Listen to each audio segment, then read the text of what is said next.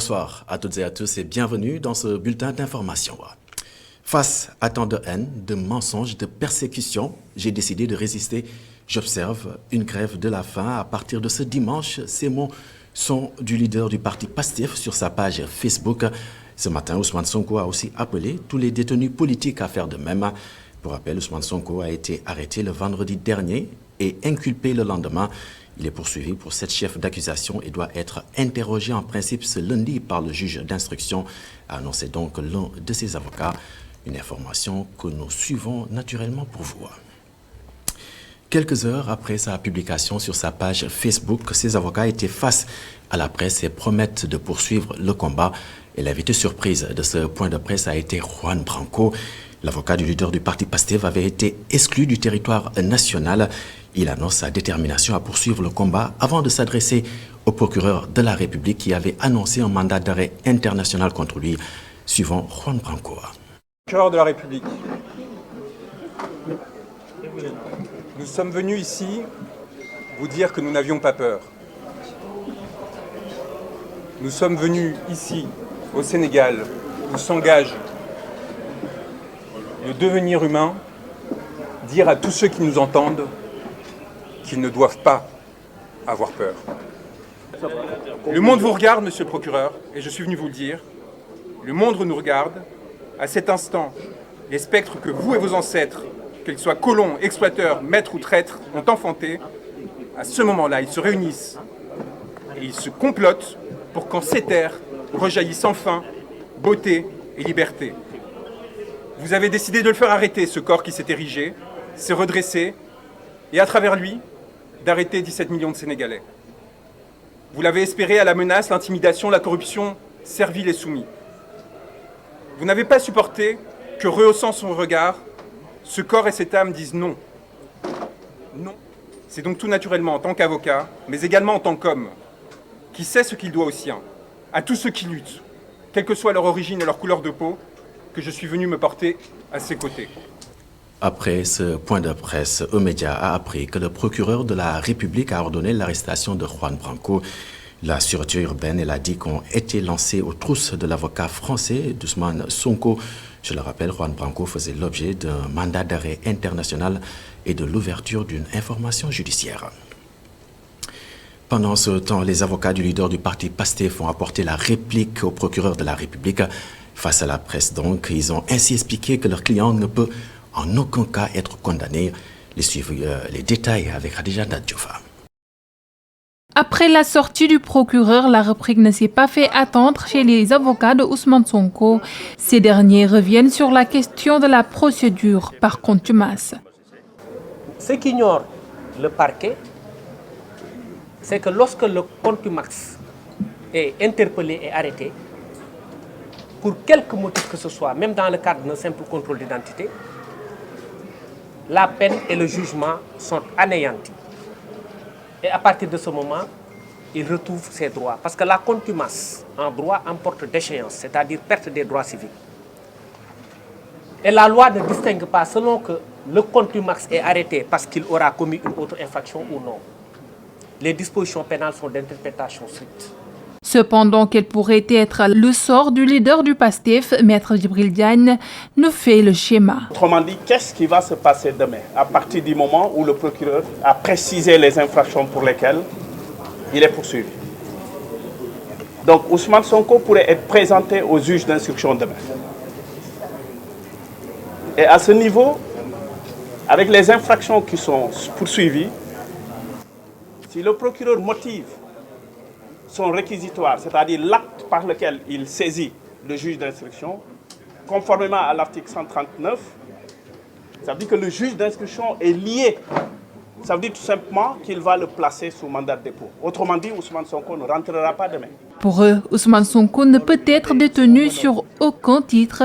Ils ne sont pas convaincus par les arguments du procureur de la République. Cette décision est définitivement anéantie. Ce n'est pas moi qui le dis, c'est le droit qui le dit. Je vais vous faire l'économie des articles qui le prévoient. Ce n'est pas l'objet de mon propos. Il faut juste que cela soit clair dans la tête des uns et des autres. Et que donc, M. Ousmane Sonko ne peut être détenu à aucun titre que ce soit du fait de ce jugement. Et qu'à la limite, la procédure de jugement devrait être reprise sur la corruption de mineurs. Je ne vais pas m'épancher par rapport à ça.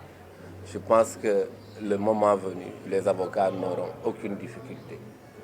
Et c'est la surprise générale quand Juan Branco a débarqué à la conférence de presse du pool d'avocats de Sonko. L'avocat franco-espagnol a réitéré son engagement auprès du leader du PASTEF. Pour rappel, le parquet avait annoncé l'ouverture d'une information judiciaire contre l'avocat d'Ousmane Sonko pour des crimes et délits en lien avec les troubles survenus en début juin au Sénégal. Et nous restons sur cette actualité. Je veux bien sûr parler de l'arrestation d'Ousmane Sonko, poursuivi notamment pour appel à l'insurrection, ridicule selon Moustapha Mamba Guirassy. Le membre de la conférence des leaders de la coalition Yewwi Askan Wi estime tout simplement que les déclarations d'Ousmane Sonko n'ont absolument rien d'insurrectionnel.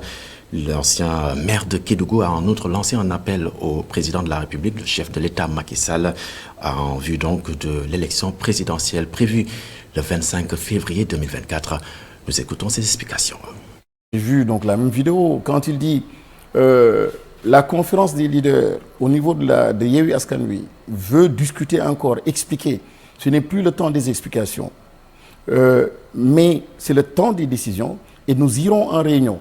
Et si la décision, c'est d'aller au palais, déloger Macky Sall, on le fera.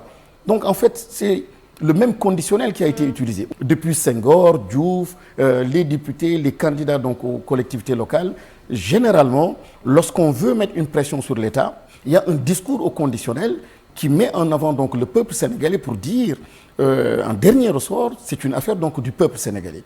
Il s'agira de parler, de faire des points de presse, des conférences. Il s'agira de dire aux militants de ne pas accepter donc, les abus, et puis en conformité aussi avec la Constitution.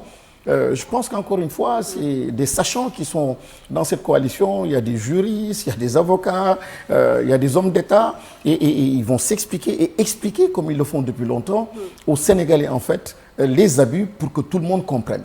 Et s'il faut internationaliser le combat aussi, il faudra le faire, comme ça a été le cas il n'y a pas longtemps. Et toujours devant le jury du dimanche, rappelez-vous, la semaine dernière, les habitants de la commune de Tomboronkoto se sont opposés à des activités de sondage initiées par la société minière Petowol Mining Company, qui détenait pourtant des titres miniers d'exploration et d'exploitation. Cela a entraîné des manifestations violentes entre les forces de l'ordre et la population. Et selon l'ancien maire de Kédougou, cette colère de la population doit être comprise. Il souligne par ailleurs que ces populations-là sont en train de vivre dans la pauvreté. Oui, j'y arrive, alors qu'elle est assise sur une richesse. Les seuls responsables, selon Moustapha Guirassy, les non-gouvernants, nous suivons ces explications. À Tomboronkoto et à Kédougou, 6 000 milliards, près de 6 000 milliards, donc beaucoup plus que le budget du Sénégal. Alors, et comme produit à l'exportation, c'est cet or-là qui vient de là-bas. Et comment pouvez-vous comprendre que la pauvreté soit encore très forte à ce niveau? Comment pouvez-vous comprendre qu'il y ait une richesse comme celle-là qui sort de cette zone, de cette région, et que les populations n'en profitent pas? Et plus loin encore, au moment des sondages, qu'on en arrive en fait à toucher à l'intégrité en fait d'une culture, à certaines croyances. Par exemple, des fois c'est des cimetières, hein. Des fois il faut déplacer des cimetières. Des fois c'est le champ, les activités ancestrales, comme par exemple la pêche, comme par exemple l'agriculture, qui sont menacées. On va vous dire simplement que vous n'avez plus le droit de cultiver, donc ici, parce que l'État a donné un permis à une société minière, etc. Donc c'est ce manque d'intelligence ou d'intelligibilité de nos lois, de nos règlements que je questionne. Je n'en veux pas aux sociétés minières. Ils sont dans leur logique, mais j'en veux à mon État. À mon État qui ne prend pas assez en compte les préoccupations donc, de ces populations. La légitimité et l'indignation donc, de ces populations, il faut la comprendre. Mais je ne suis pas pour la violence, mais je suis aussi pour la compréhension de la légitimité de ces combats. Du sud-est du pays, nous nous rendons au centre, bien naturellement, pour parler des maires qui ont ainsi mis en place Un portail web, l'objectif, développer l'attractivité des communes. Un pré-forum a ainsi été organisé dans ce sens, intitulé Fodiga, par là comprenez Forum du digital de Gandiaye. Il a eu lieu pour préparer le forum qui doit se tenir du 14 au 15 septembre prochain. Compte rendu à Damassar. Développer l'attractivité des communes et densifier l'intercommunalité à travers le digital, c'est tout le sens de ce pré-forum intitulé Forum du digital de Gandiaye. Nous allons nous approprier cet outil dans les différents secteurs que nous gérons à travers nos compétences transférées et qui un peu recoupent tous les secteurs de la vie, du foncier à l'état civil, en passant par l'agriculture, l'élevage, la transformation des produits. Donc tous les secteurs, l'éducation doivent être digitalisés pour que les collectivités territoriales puissent en bénéficier.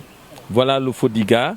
Il se déroule à Gandiaye, mais c'est pour l'ensemble des 114 communes du pôle Sine Saloum. Parce qu'on peut même dire que c'est le forum du digital du Sine Saloum. C'est des portails qui vont permettre aux collectivités territoriales d'avoir beaucoup plus de visibilité et de s'interconnecter. Parce qu'aujourd'hui, on voit que sans l'intercommunalité, nous ne pourrons pas développer nos territoires. Et ça, on peut le faire avec le digital. L'objectif de ce projet est de permettre à toutes les collectivités territoriales d'entrer dans l'ère numérique. L'objectif, c'est que chacune des mairies puisse avoir une TV, une radio communautaire, avoir ses attraits touristiques pour qu'à travers tout le monde entier, parce que vous savez que le monde est devenu un village planétaire, on puisse savoir ce qu'il y a dans chacune des mairies du Sénégal, numéro 1. Numéro 2, on peut avoir des projets de crowdfunding, donc des projets à forte valeur ajoutée pour la population locale. Les gens de la diaspora pourraient investir de l'argent pour pouvoir voir développer leur mairie et leur région. On commence par Gandiaye, dans le Sine Saloum. Après, on va couvrir tous les coins, le nord, le sud. Ça va être un projet national qui ne va pas juste s'arrêter, même au Sénégal, en Côte d'Ivoire, au Congo, dans toute l'Afrique de l'Ouest et l'Afrique centrale. C'est dans les plans. Le forum du digital de Gandiaye est prévu du 14 au 15 septembre 2023. Merci Adam Assar. Elle aura duré 5 jours. Nous parlons bien sûr de la grève des chauffeurs et receveurs de bus Tata. Ils ont finalement trouvé un accord avec l'association de financement des transports urbains sous la supervision du CETUD. Les deux parties se sont entendues sur une revalorisation salariale, rapporte Mbaye Amar. Il est le président de l'AFTU, Mme Abdouké Kassé, l'a joint au téléphone. Écoutez.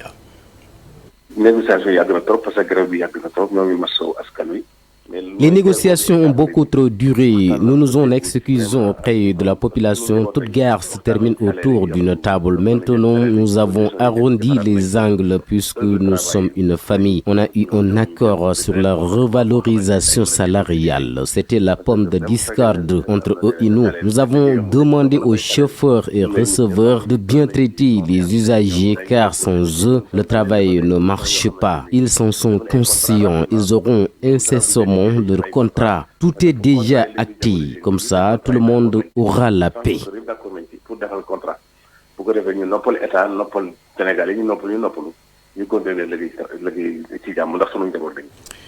Et si les bus Tata vont ainsi reprendre la route, la recrudescence de la migration irrégulière inquiète Tudan.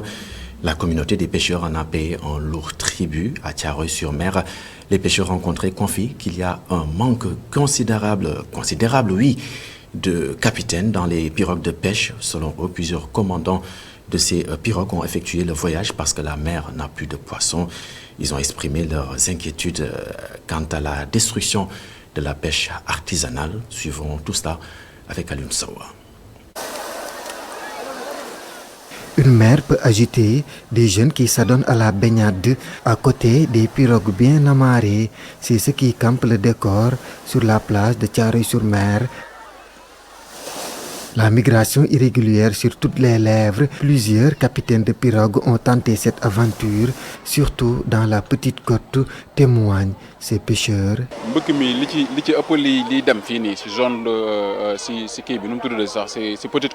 La majeure partie des volontaires de l'immigration clandestine dans la petite côte, ce sont des capitaines de pirogue.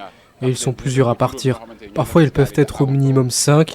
J'en connais beaucoup qui sont partis. On habitait ensemble.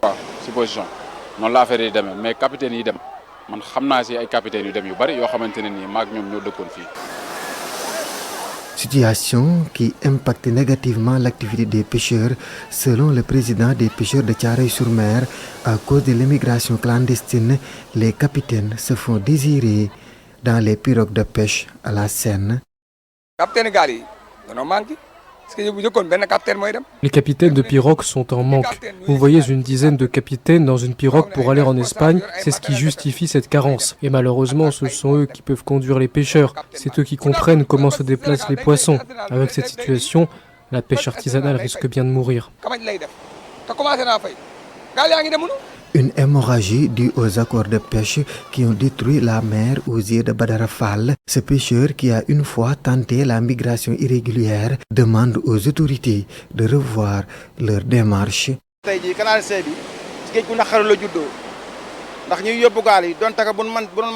La migration clandestine est due à la dégradation de la mer et cette situation est très facile à régler car le problème provient des accords de pêche et licences industrielles. Maintenant, si l'État arrête les accords et bloque ces licences, la situation va s'améliorer.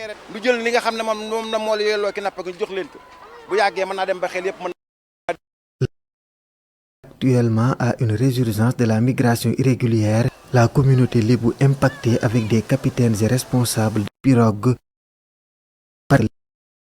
Les pêcheurs rencontrés pointent du doigt les licences industrielles et accords de pêche qui ont détruit, selon eux, leur bleu. Rendons-nous à présent au nord du pays où l'association socio-éducative et culturelle de Matam, communément appelée Samsul Houda, a procédé au lancement de la semaine culturelle islamique du 28 au 3 août prochain. Les membres de la dite association vont se lancer dans un exercice de promotion de la culture islamique, mais pas que. Ils vont ainsi sensibiliser la population sur la paix sociale, ce qui fait partie ainsi de leur mission. Suivons tout cela avec Amadou Mardiallo. Dans le but de promouvoir la culture islamique sur le périmètre régional de Matam, l'association socio-éducative et culturelle communément appelée Samsul Houda a réactivé sa machine d'activité pour procéder au lancement de la semaine culturelle islamique qu'elle compte organiser du 28 juillet au 3 août. Le président de la dite association, Mohamedou Lamine Ka, apporte quelques précisions sur la tenue de cet événement. À chaque fois, on entend des événements culturels. Dans le cadre de la religion, je crois que c'est pour la première fois qu'on organise un événement islamique culturel dans la région de Matam.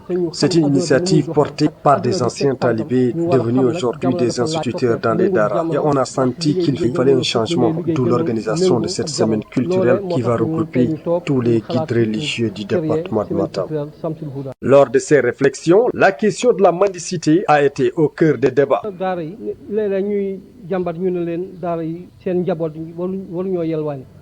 Concernant la mendicité, je crois que quand on interdit aux talibés de se mendier, on devrait les appuyer. C'est que la majorité des daras n'ont pas assez de moyens. L'État, ce qu'il devrait faire, c'est de mettre en place une politique sociale pour appuyer les daras.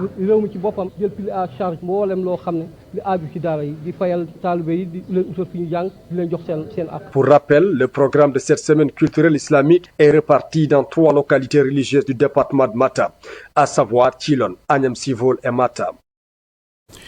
Au même moment, la communauté paroissiale de Mbaké a honoré le premier prêtre de la commune, natif du Bawal, l'abbé Charbel Daou, a dirigé la grande messe du dimanche, une tribune donc pour le nouveau prêtre de formuler des prières pour la cohésion sociale et la stabilité du pays.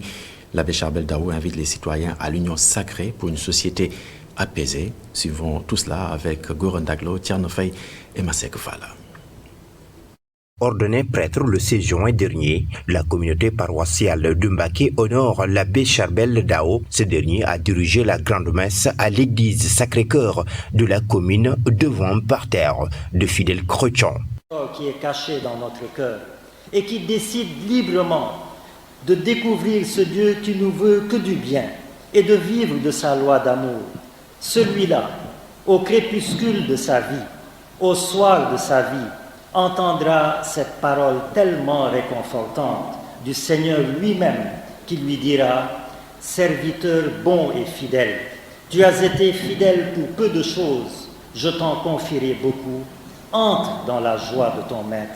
Amen. » Après la prière, le premier prêtre de Mbacké revient sur ses motivations à suivre ce long chemin. Quand j'ai quitté le Sénégal pour aller au Canada, je suis allé avec mon diplôme de pharmacien pour travailler au Canada comme pharmacien. Donc mon but premier en arrivant au Canada, c'est de travailler avec mon diplôme de pharmacien. Mais la nuit du 4 novembre 2014, alors que je me trouvais seul dans ma chambre, j'ai entendu l'appel du Seigneur à tout quitter pour aller annoncer sa bonne parole, pour devenir prêtre pour son Église, pour son peuple. Alors j'ai décidé, l'appel était tellement clair dans mon cœur que j'ai décidé de mettre une croix sur tous mes diplômes, sur toutes mes ambitions et de suivre le Christ là où il m'a appelé pour servir le peuple de Dieu, pour lui parler de paix, de miséricorde et d'amour. Donc voilà comment ça s'est passé. J'étais allé pour travailler comme tout le monde et le Seigneur m'a appelé à tout laisser pour le suivre comme prêtre. Une occasion pour le curé de la paroisse Sacré-Cœur de Mbacké de montrer sa totale satisfaction. Ce qui nous a surtout vraiment touché, marqué, c'est l'homélie qu'il nous a adressée. Vraiment un appel vibrant à ce que nous puissions vraiment manifester par notre vie, par nos paroles, etc. Voilà notre être chrétien. Et je retiens surtout ces paroles qu'il a dites, une invitation en résumé, comme quoi être chrétien, c'est travailler vraiment à porter des fruits et des fruits qui demeurent. La communauté paroissiale de Mbacké a accueilli avec les honneurs l'abbé Charbel Dao qui a formulé des prières pour la stabilité du pays et la cohésion sociale. Une des définitions donc du dialogue islamo-chrétien au Sénégal. Nous quittons le Sénégal justement hors de chez nous. La CEDEAO donne une semaine à la junte pour rendre le pouvoir à Mohamed Bazoum. C'est le discours ferme de l'organisation sous-régionale à l'issue donc du sommet extraordinaire des chefs d'État de la CEDEAO sur la situation au Niger tenu à Abuja ce dimanche. Pour restaurer l'ordre constitutionnel, la CEDEAO prévient que toutes les options sont envisagées. Une intervention militaire si le président du Niger n'est pas réinvesti dans ses fonctions passé ce délai n'est pas exclu. Des sanctions financières ont été ainsi annoncées. Nous y reviendrons dans nos toutes prochaines éditions. En attendant, c'est la fin de celle-ci que j'ai eu beaucoup de plaisir à vous présenter. Excellente suite des programmes sur la télévision d'ici et d'ailleurs.